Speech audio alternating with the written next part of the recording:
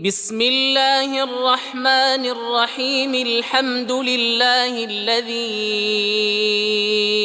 أنزل على عبده الكتاب ولم يجعل له عوجا قيما لينذر بأسا شديدا